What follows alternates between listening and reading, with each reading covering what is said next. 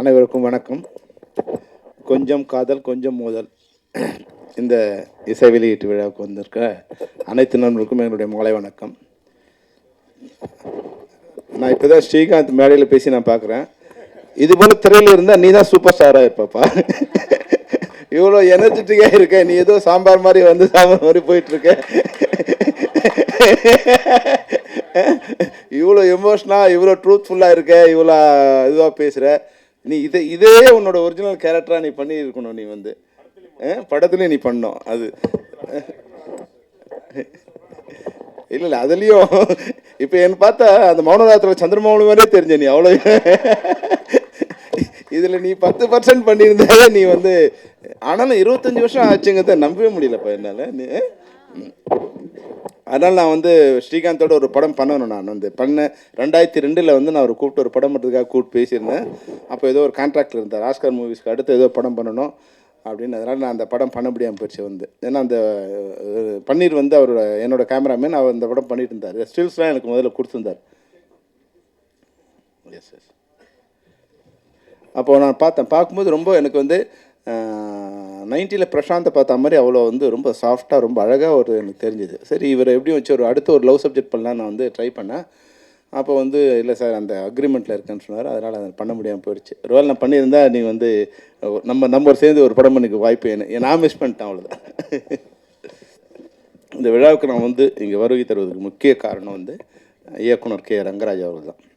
ஏன்னா அவர் வந்து தமிழ் சினிமாவில் மற்றவங்களாம் இப்போ சொல்கிற மாதிரி எனக்கு தெரியல வந்து அவ்வளோ எல்லோரும் அதிகமாக அவர் கோவப்படுவார் அப்படிப்படுவார். நான் வந்து 30-35 வருஷமாக நான் அவரை பார்த்துட்ருக்கேன். ஒரு தடவை கூட கோவப்பட்டு நான் பார்த்ததே இல்லை. அவர் வந்து இல்லை நீ ஒரு தடவை அப்படி சிரித்த மாதிரியே தான் இருப்பார். அவர் வந்து சாஃப்டாக அமைதியாக வருவார், அமைதியாக போவார். ஏன்னா அப்போ நான் வந்து மணிவண்ணன் சார்ட்ட ஒர்க் பண்ணிட்டு இருக்கும்போது மணிவண்ணன், ரங்கராஜ், மனோபாலா இவங்க 3 பேரும் அந்த பாக்யராஜரோட பாரதிராஜரோட அசிஸ்டண்டாக இருக்கும்போது இவங்க 3 பேரும் சமகாலத்தில் படம் பண்ணிட்டு இருந்தால எனக்கு வந்து மணிவண்ணன் சார் வந்து ஒரு அப்பா மாதிரினா அவர் சித்தப்பா இல்லை பெரியப்பா மாதிரி தான் எனக்கு அந்த ஒரு ஃபீல் தான். அதனால் அவர் கூப்பிட்ட உடனே இந்த நிகழ்ச்சி எப்படி இருந்தாலும் வந்துடணும், அவர் என்ன சொன்னாலும் வரணும் அப்படிங்கிற மாதிரியான அவர்கிட்ட பெரிய பழக்கம் இல்லாமலே அவர் மேலே வந்து எனக்கு ஒரு உறவு வந்து திரைத்துறையில் வந்து ஒரு ரசிகனாகவும் சமகாலத்தில் நான் ஒர்க் பண்ணும்போது என்னுடைய மணிவண்ணனோட கொலிகாக இருந்ததால் வந்து அவர் மேலே அளவு கடந்த அன்பு.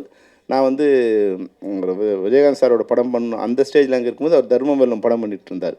அப்போ வந்து போகும்போது எனக்கு வந்து அப்போ பார்த்து பழக்கம். அப்போ வந்து எல்லா இடங்களையும் நான் பார்த்த எல்லா இடங்களுமே வந்து ஒரு அமைதியான மனிதராக தான் அவர் நான் பார்த்துருக்கேன். இப்போ நான் அந்த சாங்கை பார்க்க முடியல, ட்ரெய்லர் மட்டும்தான் பார்த்தேன். ஆனால் அதுவே வந்து ஒரு பானை சோற்றுக்கு ஒரு சோறு பதம்ங்கிற மாதிரி வந்து அந்த கலர்ஃபுல்லாக வந்து அது ரொம்ப அழகாக வந்து இப்போ ஹீரோயின் ரொம்ப அழகாகவும் ஹீரோ ரொம்ப அழகாகவும் ஒரு எனர்ஜெட்டிக்காகவும் இருந்தது. பார்த்தா ஒன்று ரொம்ப சந்தோஷமாக புது நியூ ஃப்ரேம் பார்க்குற மாதிரி இருந்தது. எல்லா இடத்துலையும் என்னென்னா வைன் வந்து ரொம்ப நாளானால் அந்த வைனுக்கு ரொம்ப அதிகம். அப்போது எக்ஸ்பீரியன்ஸ் ரொம்ப அதிகமானால் படித்தவங்க ரொம்ப ப்ரொஃபஸர் ரொம்ப அதிகமாக படிச்சிருந்தானா அவருக்கு ரொம்ப வேல்யூ அதிகம். ஆனால் தமிழ் சினிமாவில் மட்டும் எக்ஸ்பீரியன்ஸ் இருந்தால் அவனை ஒதுக்கி தள்ளிவிடுவாங்க. இது 3 அவங்க அன்ஃபிட் ஆகிறதுக்கு 3 இது இருக்குது சினிமாவில் வந்து. அவங்க வந்து எக்ஸ்பீரியன்ஸ் இருக்கும் இருந்தால் அவங்க அன்ஃபிட்டு, அந்த பட்ஜெட்டுக்குள்ளே படம் எடுத்துட்டாங்கன்னா அவங்க அன்ஃபிட்டு, குறைஞ்ச அந்த பிளான் பண்ணி படம் எடுத்தாங்கன்னா இப்போ அன்ஃபிட். இதுதான் இப்போ தமிழ் சினிமாவோட வந்து டயக்ராம் இதுதான். இப்போ இந்த டயக்ரத்தை இந்த கட்டுமானத்தில் ஒரு வீடு கட்டும்போது எப்படி இருக்கும் அந்த வீடு? ஒரு வீடு வந்து கட்டுமானத்தில் அஸ்திவாரத்தை வந்து பிளான் பண்ணி அதுக்கேற்ற மாதிரி வீடு கட்டினா அந்த வீடு வந்து சிறப்பாகவும் உறுதியாகவும் இருக்கும். ஆனால் எந்த விதமான கட்டுமானமும் இல்லாமல் எந்த விதமான அஸ்திவாரமும் இல்லாமல் எந்த விதமான பிளானும் இல்லாமல் வந்து படம் எடுத்துகிட்டு அப்புறம் சினிமா நல்லா இல்லைன்னு சொன்னால் சினிமா நல்லா இருக்குது, அந்த தயாரிப்பாளர்கள் அந்த உறுதியை அந்த வந்து அந்த பவரை வந்து கைவிட்டுட்டாங்கன்னா அந்த திரைப்படம் சரியாக வராது. யாராவது ஒரு பாஸ் அந்த இடத்துல இருக்கணும். எனக்கு யார் பாஸு? எனக்கு தயாரிப்பாளர் தான் பாஸு. அப்போ அவருக்கு எனக்கு பாஸாக இருக்கிற வரைக்கும் அந்த திரைப்படம் நல்லா வரும். வேறு யாராவது பாஸ் ஓவர் பண்ணாங்கன்னா அந்த திரைப்படம் சரியாக வராது. அதுதான் தமிழ் சினிமாவில் உள்ள எந்த தொழிலையும் பணம் போடுறவங்க முதலாளியாக இருக்கிற வரைக்கும் அந்த தொழில் சிறப்பானதாக இருக்கும். அதை விட்டுட்டு வேறு யாராவது வந்து அங்கே வந்து பவர் எடுத்தாங்கன்னா அது சரியாக வராது. அதுதான் தமிழ் சினிமாவோட இன்னைய நிலைமைக்கு காரணம்.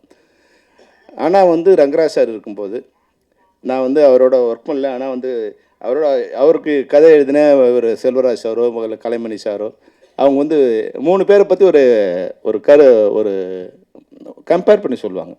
அதாவது எப்படின்னா, மணிவண்ணன் சாருக்கு வந்து ஒரு கதை வசனம் எழுதி கொடுத்தா அவர் வாங்கி போவார். அந்த கதை வசனம் அப்படியே திரும்பி வந்துடுமா நமக்கு. அந்த பேப்பர் வாங்கி வச்சுப்பார். அவர் கதையோ அவர் வசனமாக எடுப்பார். அதனால் அந்த கதையை நம்ம இன்னொரு படத்தில் யூஸ் பண்ணலாம், அந்த வசனத்தை இன்னொரு படத்தில் யூஸ் பண்ணலாம். அது வந்து இதுவே பண்ண மாட்டார். அப்புறம் எப்போ எடுப்பார்னு தெரியாது, வெண்ணொரு நாள் எடுப்பார்னு. ஆனால் ரங்கராஜ் சார் எப்படின்னா 9 to 6 5 சீனுன்னா அது வந்து 8:30க்கே அந்த ஷூட்டிங் ஆரம்பிச்சிருவார். கரெக்டாக வந்து 6 o'clock முடிக்கணும்னா கடைசியில் முடியும்னு அந்த 6:15 கொண்டு போய் முடிப்பார். அவ்வளோ ஷார்ப்பாக அந்த சீனை 5 சீனை கரெக்டாக முடித்து நீட்டாக முடித்து அந்த சீன் நம்ம பார்க்கும்போது ஆஹா நம்ம சீன் அப்படியே இருக்குது அப்படிங்கிற மாதிரி ஒரு சந்தோஷமாக இருக்கும். மனோபலம் எப்படின்னா 9 மணிக்கு ஷீட் ஆரம்பித்து 1:30 மணிக்கெலாம் அந்த சீனை முடிச்சுட்டு சீனை கொடுன்னு கேட்பான். அவ்வளோ அர்ஜென்ட்டு அவனுக்கு அப்படின்னு. அது இன்னும் கொஞ்சம் நேரம் எப்படி இருந்தாலும் எல்லாத்தையும் பேக்கப் பண்ணணும். அப்போ எப்படி இருந்தாலும் 5 சீன் தான் எடுக்க வரோம்னா அந்த 5 சீனை இன்னும் கொஞ்சம் நேரம் ஒர்க் அவுட் பண்ணி இன்னும் மெதுவாக எடுக்கலாம் அப்படிலாம் இல்லை. அந்த அரிபரியில் எடுத்துகிட்டே இருப்பாங்க அப்படிங்கிற மாதிரி. அப்போது முதல்ல நான் சொல்கிறது 30 வருஷத்துக்கு முன்னாடி நான் உதவி இயக்குனராக இருக்கும்போது ரங்கராச்சாரியனை பற்றி ஒரு அளவீடு என்னென்னா, அந்த சரியான நேரத்தில் சரியாக திட்டமிட்டு மிக சிறப்பாக செய்யக்கூடிய வெற்றி தோல்விங்கிறது வந்து வாழ்க்கையில் யாராலும் முடிவு பண்ண முடியாது. வெற்றி தோல்வி வந்து என்னுடைய திறமையை வந்து அது மதிப்பிடுறது கிடையாது. நான் எடுக்கிற கதை அது சிலருக்கு பிடிக்கலாம், பிடிக்காமல் போகலாம். அது ஒரு வேவ் இருக்குது. அதனால் அந்த வெற்றி தோல்விங்கிறது வந்து ஒரு தொழில்நுட்ப கலைஞனோட தகுதியை தீர்மானிப்பதல்ல, அந்த படத்தோட தரம் தான் தீர்மானிக்கும். இந்த படத்தை பார்த்தோன்னே இன்றைக்கி சொன்னார் இல்லையா வந்து ராஜன், இந்த படம் இது போல் இருக்குது அப்படின்னு சொன்னார் இல்லையா, அதுதான் வந்து ஒரு இயக்குனரோட இல்லை ஒரு படைப்பாளியோட தரத்தை தீர்மானிப்பது அந்த படத்தோட எப்படி எடுத்திருக்காங்கிற விஷயம் தானே தவிர அந்த படத்தோட வெற்றி தோல்வி இல்லை. அதனால் நிச்சயமாக இப்போ வந்து ஒரு காலம் மாறு. இப்போ ராஜன் சார் சொன்ன மாதிரி ராஜன் சார் சொன்னார், அது சொன்னதுலேயே எனக்கு ரொம்ப வருத்தமான விஷயம், சமண்ணா மாதிரி தங்கச்சிக்குன்னு சொன்னார். தமிழ்நாட்டில் 8 கோடி பேர் வருத்தப்படுவாங்க தமன்னா மாதிரி தங்கன்னு சொன்ன உடனே. அதை தவிர அவரோட கருத்து எல்லாத்தையும் நம்ம எடுத்துக்கலாம். மிக சிறப்பாக சொன்னார். அதாவது வந்து தமிழர் பண்பாடுன்னு ஒன்று தான். இப்போ ஏன் தமிழர் பண்பாடை பற்றி பேச வேண்டிய ஒரு சூழ்நிலை வருதுன்னா, தமிழுங்கிறது வந்து ஒரு சாம்பல் பூத்த நெருப்பு. பார்க்குறவன் அது சாம்பல் நினச்சி கை வச்சானா சுடும். எல்லாருக்கும் தான் அது, சினிமாவுக்கும் சரி அரசியலுக்கும் சரி. அது சாம்பல் பூத்த நெருப்புங்கிறது அனைவரும் உணரணும். இல்லைன்னா அது தொட்டால் அவங்க கையை சுடும். இந்த நெருப்பை அணைப்பதற்கு யாராலும் முடியாது. இது கால நெருப்பு. இது வந்து பல்லாயிரம் ஆண்டுகளால் 10,000 ஆண்டுகளுக்கு மேலாக அணையா நெருப்பாக இருக்குது. கொஞ்ச நேரத்தில் அது வந்து சாம்பல் பூத்துருக்கும். நீங்கள் ஊதி பார்த்தீங்கன்னா தெரியும். ஊதிங்கன்னா உங்கள் வாய் வெந்து போயிடும். அதனால் தயவுசெய்து நீங்கள் அவங்க வேலையை பார்த்துக்கிட்டு இருக்கேன், அவ்வளோதான். எங்களுடைய கலாச்சாரத்தை பண்பாட்டை வந்து நீங்கள் யாரும் அழிக்க முடியாது. அதனால் வந்து அதுக்காக வந்து வேறு வழியில் வேறு இது வர வேண்டிய அவசியம் எங்களுக்கு இல்லைங்கன்னு தான் நான் உறுதியாக சொல்ல முடியும். தமிழ் மொழி கல் தோண்டி மண் தோன்றா காலத்துக்கு முன் தோன்றிய குடி. இது வந்து அதனால் இது இன்னும் வந்து 10,000 வருஷம் இல்லை, 100,000 வருஷம் இந்த மொழி வாழ்ந்துக்கிட்டே இருக்கும். அதுக்கு ரங்கராஜ் மாதிரியான இயக்குநர்களே அது பிரசவிச்சுட்டே இருக்கும். அது யாரும் வந்து இன்னொரு கடவுள் வந்து காப்பாற்ற போகிறதில்ல. அது கடவுள் காலம் வந்து அதுக்குண்டான படைப்பாளிகளை அது வந்து அனுப்பிச்சிட்டே இருக்கும். அந்த மொழியையும் அந்த கலாச்சாரம் காப்பாற்றுவதற்கு அது அனுப்பிச்சிட்டே இருக்கும். அது வந்து அது போன்ற ஒரு இயக்குனர் தான் வந்து எங்களுடைய ரங்கராஜ் சார்.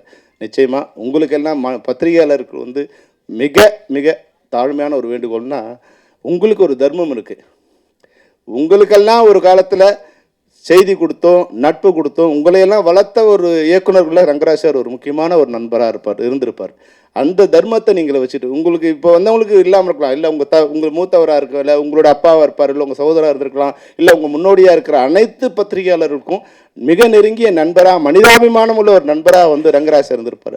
அதனால் ஒரு தாய்க்கு பண்ண வேண்டிய கடமை மாதிரி இந்த பத்திரிகையாளர்கள் இந்த ரங்கராஜ் சார் ஒரு படத்தை நீங்கள் காப்பாற்ற வேண்டியது உங்களுடைய தர்மம். நான் வந்து உங்களை தயவு செய்து கேட்குறேன். என் படத்தை கூட நான் கேட்குறேன். ஏன்னா இது போன்ற மிகச்சிறந்த மனிதர்கள் இது என்ன இப்போ டைரக்டர் சொன்னார். இப்போ வந்து ஸ்ரீகாந்த் சொல்லும்போது சொன்னார் அவர் 4 மணிக்கு வந்தார், 3 மணிக்கு வந்தார். அப்படிலாம் இல்லாமல் இந்த படத்துக்கு ஒரு